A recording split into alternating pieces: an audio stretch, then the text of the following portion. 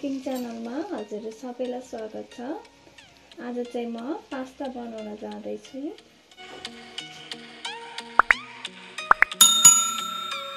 Pasta बनाउनको लागि म सबैभन्दा पहिला पानी बसाल्न जाँदैछु।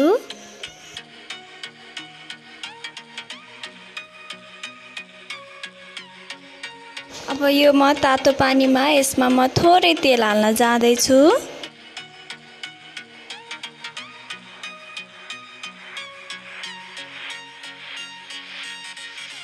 पास्ता चाहिँ नटासियोस् भनेर मैले तेल हालेको छु। पानी चाहिँ मजाले उम्लिसकेको छ। अब चाहिँ म यसमा पास्ता हाल्न जाँदैछु। अहिले लकडाउन चलिरहेको छ। हजुरले घरमा सजिलैसँग बनाएर खान सक्नुहुन्छ। बिस्तारै चलाउनु होला पास्तालाई चाहिँ।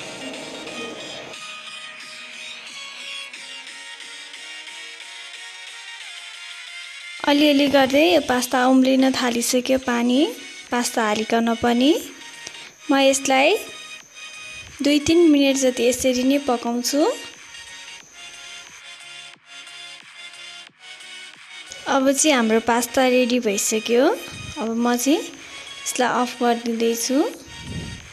अब यसलाई चाहिँ हामीले यसरी छानेर अनि एकचोटि सफा पानीले पखालेर म हजुरहरूलाई देखाउँछु। हजुरले हेर्न सक्नुहुन्छ मैले पास्तालाई पखालेर लिएर आइसकेँ। अलि ढिलो पकाउने हो भने चाहिँ हजुरले यो पानी तर्किसकेपछि यसमा तेल हालेर एकचोटि मुसेर राख्न सक्नुहुन्छ। म चाहिँ यो अब पकाइहाल्ने हो, त्यही भएर मैले त्यसमा अब तेल हालिनँ।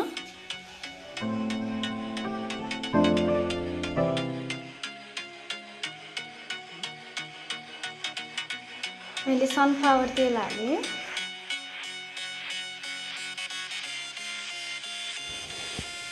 तपाईहरुले पनि देख्नुभयो तेलमा पानी यति पनि हुनु हुँदैन, त्यही भएर पड्किन्छ, ध्यान राख्नु होला।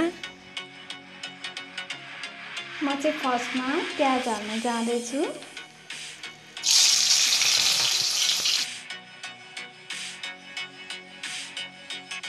अब चाहिँ म यसमा खुर्सानी हाल्न जाँदैछु। हरियो खुर्सानी मैले 2टा लिएको छु। अब बन्दा हाल्न जाँदैछु। अब चाहिँ यसमा म गाजर हाल्दिन्छु।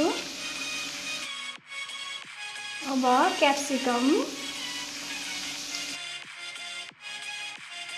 अब यसमा थोरै स्पेस दिएर म यसमा गोलभेडा हाल्दिन्छु।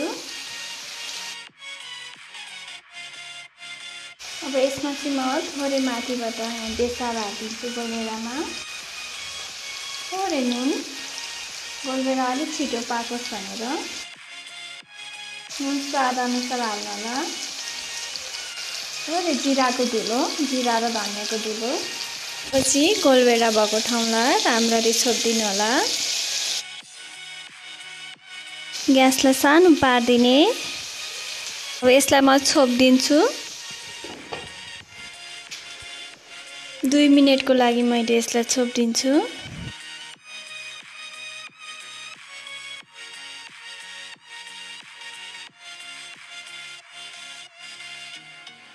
गोलभेडा नि मजाले पाकिसकेको छ।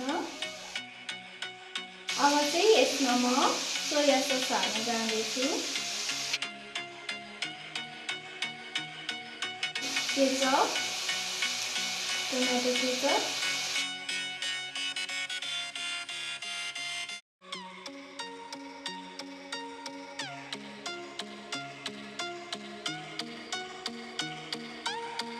बिस्तारी बिस्तारी गरेर चलाउँछु। हजुरहरू पनि बिस्तारी चलाउनु होला।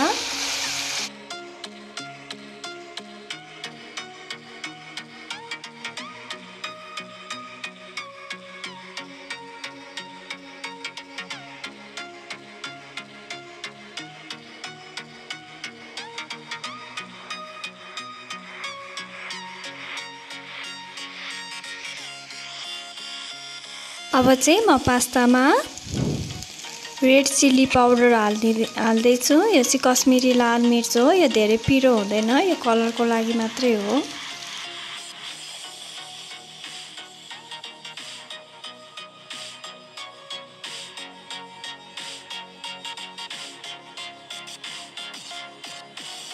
अब चाहिँ हामी पास्ता पाकिसकेको छ। थोरै धनिया माथिबाट गार्निस गरिदिँदैछु। यसलाई सर्भ गर्न जाँदैछु।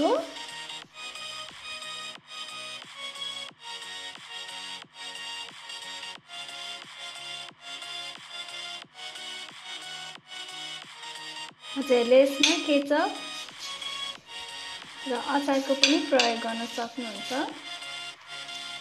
माथिबाट म चाहिँ थोरै चिज गार्निस गर्न जाँदैछु।